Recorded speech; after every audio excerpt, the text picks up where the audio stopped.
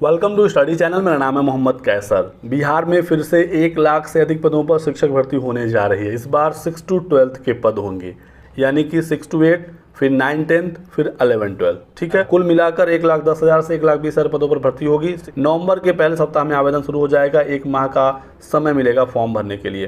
तो फॉर्म भरने से पहले आपके पास कौन कौन से डॉक्यूमेंट होने चाहिए, ताकि जब फॉर्म भरा जाए तो आपको कोई समस्या ना हो। पिछली बार हज़ारों छात्र परेशान हो गए डॉक्यूमेंट को लेकर, क्योंकि बिहार की शिक्षक भर्ती में बीपीएससी आपसे बहुत सारे डॉक्यूमेंट मांगता है फॉर्म भरते समय, और वो डॉक्यूमेंट काफ़ी इंपॉर्टेंट भी होते हैं। यदि आपका सिलेक्शन होता है तो वही डॉक्यूमेंट आपका हमेशा बीपीएससी और बिहार शिक्षा विभाग के पास रहेगा, उसी से ही आपका वेरिफिकेशन होगा।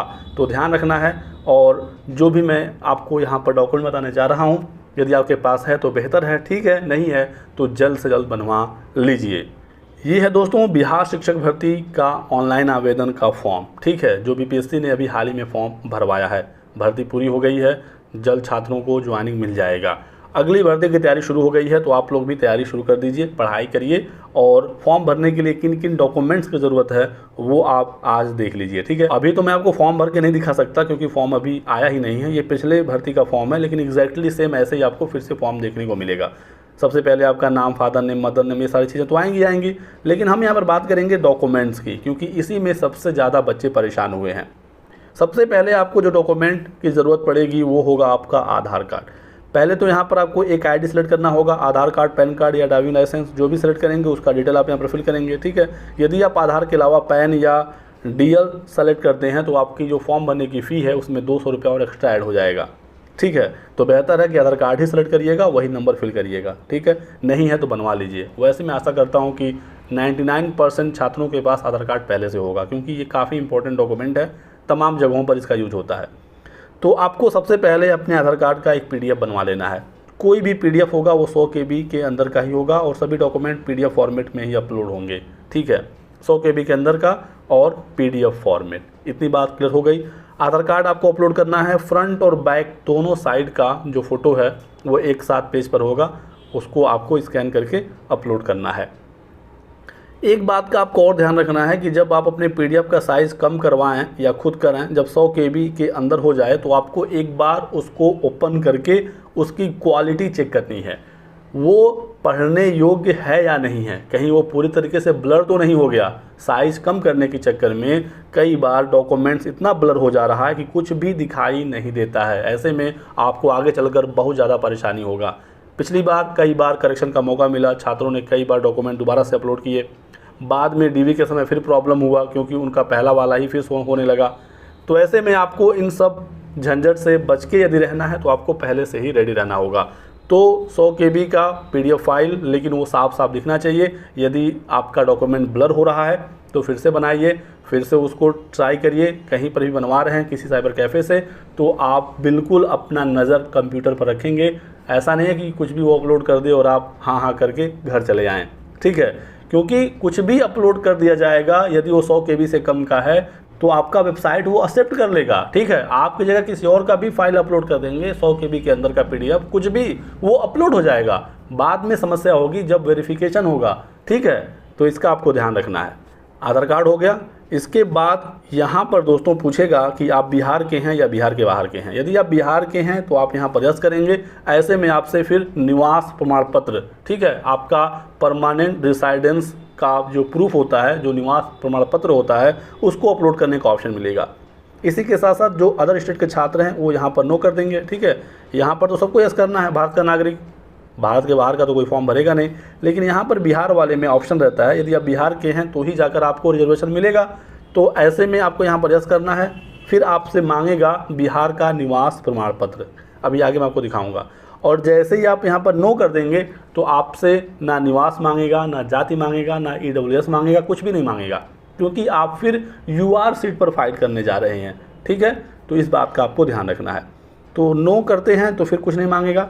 मैं आपको यस करके बता देता हूं कि यस करने पर किस प्रकार से ऑप्शन आते हैं, ताकि बिहार के जो छात्र हैं उनको पता चल सके। तो यहाँ पर जैसे यस करेंगे, देखिए यहाँ पर मांगेगा आपका परमानेंट रेसिडेंट सर्टिफिकेट डिटेल, ठीक है। तो आपको यहाँ पर सर्टिफिकेट नंबर डालना है, किस डेट को इशू हुआ वो डालना है, और यहाँ पर देखिए अपलोड परमानेंट रेसिडेंस पीडीएफ, आपको जो अस्थाई आपका निवास प्रमाण पत्र है उसको अपलोड करना है। ये भी PDF में होगा और ये भी 100 KB से कम का ही होगा, ठीक है। और नो कर देंगे तो ये वाला ऑप्शन हट जाएगा, फिर ये नहीं मांगेगा, वो अदर स्टेट के लिए है।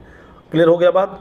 फिर यहाँ पर आपसे पूछेगा कि क्या आप रिजर्व कैटेगरी से हैं। अदर स्टेट के लिए ये वाला ऑप्शन आएगा ही नहीं, बिहार के लिए आएगा कि आप रिजर्व कैटेगरी से हैं या नहीं हैं। तो बिहार के जो जनरल के छात्र होंगे वो यहाँ पर नो कर देंगे, तो उनसे ये वाला ऑप्शन नहीं मांगेगा। लेकिन यदि आप बिहार के EWS, SC, ST, EBC और BC हैं तो आपको यहाँ पर यस करना है। फिर इसमें से आपको अपनी कैटेगरी सेलेक्ट करनी है, ठीक है। और फिर आपको अपना सर्टिफिकेट अपलोड करना है, जाति प्रमाण पत्र आपको उसका अपलोड करना होगा। आप जिस भी कैटेगरी से आते होंगे और उसका डिटेल भी आपको यहाँ पर लिखना होगा। यदि नहीं है आपके पास जाति प्रमाण पत्र, निवास प्रमाण पत्र, तो जल्दी से बनवा लीजिए, ठीक है। बनवाने के बाद 100 KB में उसका PDF भी बनवा लीजिएगा और देख लीजिएगा कि वो साफ साफ दिख रहा है या नहीं। फिर आगे बढ़ते हैं। तो ऐसे छात्र जो दिव्यांग है, पर्सन विथ डिसेबिलिटी है, यदि दिव्यांग है तो आप यहाँ पर यस करेंगे। फिर जिस प्रकार की दिव्यांगता है उसको सेलेक्ट करना होगा, सर्टिफिकेट नंबर डालना होगा और यहाँ पर आपको दिव्यांगता सर्टिफिकेट अपलोड करना होगा। यदि ऐसा कुछ नहीं है तो आप नो करेंगे तो ये सारे ऑप्शन आपके सामने नहीं आएंगे, ठीक है। तो एक यहाँ पर आपका सर्टिफिकेट अगला हुआ दिव्यांगता सर्टिफिकेट। फिर यहाँ पर जो पहले से बिहार के नियोजित शिक्षक हैं, ठीक है, जिसको लेकर इस समय काफ़ी बवाल भी हो रहा है। तो यदि आप पहले से नियोजित शिक्षक हैं तब आप यहाँ पर यस करेंगे, उसका डिटेल फिल करेंगे और फिर आपको उसका भी सर्टिफिकेट अपलोड करना होगा, ठीक है। और यदि आप फ्रेशर कैंडिडेट हैं आप यहाँ पर नो करेंगे, ये सारे ऑप्शन हट जाएंगे, ठीक है। तो ये एक सर्टिफिकेट हो गया नियोजित शिक्षकों के लिए जो पहले से वहाँ पर काम कर रहे हैं। अब यहाँ पर दोस्तों सबसे इम्पॉर्टेंट जानकारी, आप किस आधार पर फॉर्म भरने जा रहे हैं, आपकी योग्यता क्या है, ठीक है। तो यहाँ पर आपको बहुत ज़्यादा विशेष ध्यान रखना है, गलती नहीं करना है। यदि आप 6 to 8 के लिए फॉर्म भरने जा रहे हैं तो आप उसके अकॉर्डिंग अपना योग्यता सेलेक्ट करेंगे। जो 9, 10th और 11, 12th वाले हैं वो अपने अकॉर्डिंग करेंगे, ठीक है। पिछली बार जैसे माध्यमिक उच्च माध्यमिक का फॉर्म भराया था वो तो बिल्कुल सेम होगा, वैसे ही भरना है। 6 to 8 की भर्ती पहली बार आ रही है तो 6 to 8 वाले थोड़ा सा ध्यान रखेंगे, ठीक है। अब यहाँ पर दोस्तों यदि आप 6 to 8 के लिए फॉर्म भर रहे हैं तो यहाँ पर आपका BEd वाला ऑप्शन आएगा और DLED वाला ऑप्शन आएगा, ये वाला ऑप्शन है। फिर 9, 10th के अलग ऑप्शन आएगा, 11, 12th के लिए अलग से ऑप्शन आएगा।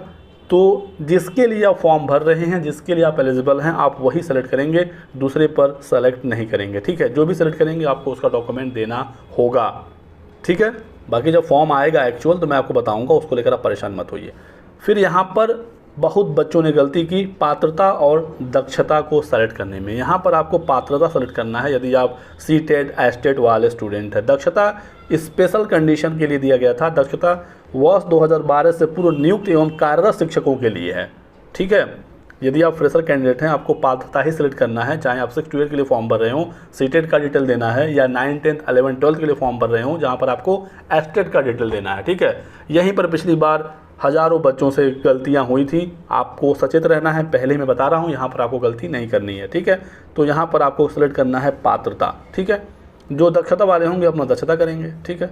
तो बात आप समझिएगा। यहाँ पर जैसे ही आप पात्रता पर क्लिक करेंगे तो नीचे फिर ऑप्शन आ जाएगा CTET, फिर ASTET पेपर 1, ASTET पेपर 2, ठीक है। पिछली बार प्राइमरी का था तो CTET पेपर 1 आ रहा है, इस बार यहाँ पर पेपर 2 आएगा, ठीक है। तो इसका आपको ध्यान रखना है। पात्रता सेलेक्ट करते ही CTET पेपर 2, BTET पेपर 2 आ जाएगा, फिर ASTET पेपर 1, ASTET पेपर 2 आ जाएगा। तो यदि आप 6 to 8 के लिए भर रहे हैं तो आप CTET पेपर 2 पर क्लिक करेंगे और जो माध्यमिक वाले होंगे वो ASTET पेपर 1, जो उच्च माध्यमिक वाले होंगे वो ASTET पेपर 2, ठीक है। तो यहाँ पर मैंने CTET वाले ऑप्शन पर क्लिक किया तो आपसे तुरंत यहाँ पर कहेगा कि आप अपना CTET का सर्टिफिकेट नंबर डालिए, इशू डेट डालिए और CTET का PDF अपलोड करिए, ठीक है। डिजीलॉकर से आप डाउनलोड करेंगे CTET का सर्टिफिकेट, ठीक है। सर्टिफिकेट, मार्कशीट नहीं, ठीक है। CTET में दोनों आता है, मार्कशीट और सर्टिफिकेट आपके डिजीलॉकर में। तो आपको सर्टिफिकेट डाउनलोड करना है, यहाँ पर अपलोड कर देना है। जो ASTET वाले होंगे वो अपना ASTET का कर देंगे। क्लियर है। जैसे जैसे आप ऑप्शन सेलेक्ट करेंगे वैसे वैसे आपसे डॉक्यूमेंट्स और डिटेल मांगता जाएगा, आप आराम से भरते रहिएगा। पहले ही सब डॉक्यूमेंट बनाकर रखे रहेंगे तो आपको फॉर्म भरते समय परेशानी नहीं आएगी, नहीं तो फिर आप महीने भर घूमते रह जाएंगे फॉर्म भरने में ही और उसके तुरंत बाद एग्ज़ाम हो जाएगा, आपकी तैयारी हो नहीं पाएगी। फिर इतना सेलेक्ट करने के बाद दोस्तों आपको यहाँ पर क्लिक करना होता है और 6 to 8 में आप किस बेस पर एलिजिबल हो रहे हैं, क्योंकि पिछली बार जहाँ पर आपने BEd पर क्लिक किया होगा वहाँ पर BA, DLED और भी कई सारे ऑप्शन आएंगे, ठीक है। तो उसके बेस पर आप यहाँ तक आए हैं। अब यहाँ पर जब आप क्लिक करेंगे तो यहाँ पर अलग अलग सबका आएगा, आपने BEd किया है, DLED किया है, BLED किया है, सारे ऑप्शन अलग अलग आएंगे, ठीक है। तो आपको यहाँ पर अपनी एलिजिबिलिटी के अकॉर्डिंग सेलेक्ट करना है। बीएड वाले होंगे तो बीएड पर करेंगे, डीएलएड वाले होंगे तो डीएलएड पर करेंगे, और इसके अलावा कोई अगर आपने कोर्स किया है वो एलिजिबल है तो यहाँ पर वो ऑप्शन आएगा तो आप उस पर क्लिक करेंगे। जो भी आप यहाँ पर क्लिक करेंगे उसके अकॉर्डिंग ये दोनों ऑप्शन खुलेगा, ठीक है। जैसे बीएड वाले छात्र ग्रेजुएशन प्लस बीएड पर यहाँ सेलेक्ट करेंगे, ठीक है, ग्रेजुएशन में 50% नंबर और बीएड, तो यहाँ पर आपसे ग्रेजुएशन का डिटेल मांगेगा, यहाँ पर बीएड का डिटेल मांगेगा। जो डीएलएड वाले होंगे वो ग्रेजुएशन प्लस डीएलएड करेंगे तो यहाँ पर ग्रेजुएशन और यहाँ पर फिर चेंज होकर डीएलएड आ जाएगा। समझ गए बात को? तो जैसे आप सेलेक्ट करेंगे वैसे ऑप्शन यहाँ पर आएगा और जो आएगा फिर आपको वैसे ही फिल करना होगा। तो ग्रेजुएशन में यहाँ पर आप भरेंगे कि आपका किस फील्ड से था, ठीक है, पासिंग ईयर, कहाँ से आपने पढ़ा, बोर्ड वगैरह का नाम, सब कुछ आपको, परसेंटेज, प्राप्तांक, पूर्णांक सब भरेंगे। और यहाँ पर आपको अपने ग्रेजुएशन के सर्टिफिकेट अपलोड करने हैं, ठीक है, सर्टिफिकेट आपको यहाँ पर अपलोड करना है ग्रेजुएशन का। और फिर यहाँ पर बीएड है तो बीएड का मांगेगा, डीएलएड है तो डीएलएड का मांगेगा। तो यहाँ पर अपना सब डिटेल भरेंगे और यहाँ पर बीएड का सर्टिफिकेट अपलोड कर देंगे। जो डीएलएड वाले होंगे अपना डीएलएड का अपलोड कर देंगे। यदि आप एस्टेट के लिए होंगे तो उसके लिए अलग से ऑप्शन आएगा तो आप उसके अकॉर्डिंग फिर फिल करेंगे। उसके बाद दोस्तों अगले पेज पर जब आप आएंगे तो यहाँ पर आपसे 3 जिला पूछेगा। ये जो 3 जिले हैं ये आपका एग्ज़ाम सेंटर नहीं है। पिछली बार बहुत सारे बच्चों ने गलती कर दिया, एग्ज़ाम सेंटर समझकर उन्होंने उसके अकॉर्डिंग फिल कर दिया, लेकिन ये आपका जो जिला था ये प्रेफरेंस मांग रहा था कि आपकी जॉब लगती है तो आप किस ज़िले में जॉब चाहते हैं, पहला, दूसरा और तीसरा ऑप्शन। और इसी के अकॉर्डिंग बीपीएससी ने सीधे सीधे डिस्ट्रिक्ट अलॉट कर दिया। इसमें ना कोई करेक्शन हुआ ना आपको कोई मौका दिया गया। तीनों में से मिल गया तो ठीक है, नहीं तो फिर रैंडम अल्फ़ाबेटिकल ऑर्डर में आपको कुछ भी जिला दे दिया गया। तो ध्यान रखिएगा, अगली बार जब फॉर्म भरा जाएगा तो मैं आपको ज़रूर बताऊंगा और आपको भी ध्यान रखना है कि यहाँ पर क्या पूछ रहा है। वैसे चांसेस तो हैं कि इस बार भी एग्ज़ाम सेंटर नहीं पूछेगा, आपका सीधे प्रेफरेंस ही पूछेगा। जो भी होगा देख कर ही भरना है, ठीक है। फिर यहाँ पर आपका मैट्रिक यानी कि हाई स्कूल की डिटेल पूछ रहा है, ठीक है। तो सर्टिफिकेट नंबर डालेंगे, इशू डेट डालेंगे और हाई स्कूल का अपना सर्टिफिकेट अपलोड करेंगे, ठीक है। सर्टिफिकेट यहाँ पर 100 KB के अंदर PDF आपको अपलोड करना है, ठीक है। फिर यहाँ पर आपको अपने शरीर पर कोई एक निशान उसको लिखना है, कोई चिन्ह, और फिर यहाँ पर अब आपको फाइनल अपने डॉक्यूमेंट्स कुछ हैं जो अपलोड करने हैं। अब यहाँ पर दोस्तों क्या है, क्लिक टू कैप्चर इमेज, यहाँ पर आपका ऑटोमेटिक कैमरा खुल जाएगा, आपका फ़ोटो यहाँ पर लगेगा दिखने। मोबाइल से ये सपोर्ट नहीं करेगा, आपको लैपटॉप या कंप्यूटर पर ही करना होगा, ठीक है। तो आप कैमरे के सामने बैठेंगे, बैकग्राउंड बिल्कुल क्लीन रखना है, कुछ उसमें चीज़ें नहीं होनी चाहिए, एक प्लेन वॉल हो या कोई पर्दा हो। आप यहाँ पर आएंगे और नीचे आपको ऑप्शन देखने को मिलेगा यहाँ पर कैप्चर फ़ोटो का, क्लिक करेंगे, कैमरे के सामने बैठे हुए आपका लाइव फ़ोटो खींच जाएगा और यहाँ पर वो फ़ोटो आपका शो होने लगेगा। ये अपलोड नहीं करना, ये डायरेक्ट कैमरे से खींचा जाएगा, ठीक है। वो देखना चाहता है कि एक्चुअल में आप कैसे दिखते हैं, आपका तुरंत उस समय का फ़ोटो क्या है। और यहाँ पर आपको सिग्नेचर अपलोड करना है, यहाँ पर भी सिग्नेचर, लेकिन ध्यान रखना है कि आपको यहाँ पर इंग्लिश में सिग्नेचर अपलोड करना है, यहाँ पर हिंदी में, ठीक है। तो दोनों भाषा में, हिंदी और अंग्रेजी में सिग्नेचर, और यहाँ पर एक लाइव फ़ोटो तुरंत वो कैमरे से खींचेगा, वो अपलोड हो जाएगा, ठीक है। और एडमिट कार्ड के समय आपसे एक फ़ोटो अपलोड करवाने का ऑप्शन देता है बीपीएससी, ठीक है। एक पासपोर्ट साइज फ़ोटो आप तुरंत अपलोड करेंगे, वही फ़ोटो आपके एडमिट कार्ड पर चला जाएगा और फिर वो आप एडमिट कार्ड अपना डाउनलोड कर लेंगे। ये लाइव वाला फ़ोटो आपके एडमिट कार्ड पर नहीं जाता है, ये वेरिफिकेशन के लिए करवाते हैं इतना काम। तो यहाँ पर दोस्तों आपने देखा कि क्या क्या डॉक्यूमेंट की ज़रूरत पड़ेगी। पहले से ही आप अलर्ट रहिए, सब कुछ आप बनवा लीजिए, ठीक है। मेनली यहाँ पर आपके सभी डॉक्यूमेंट हो गए।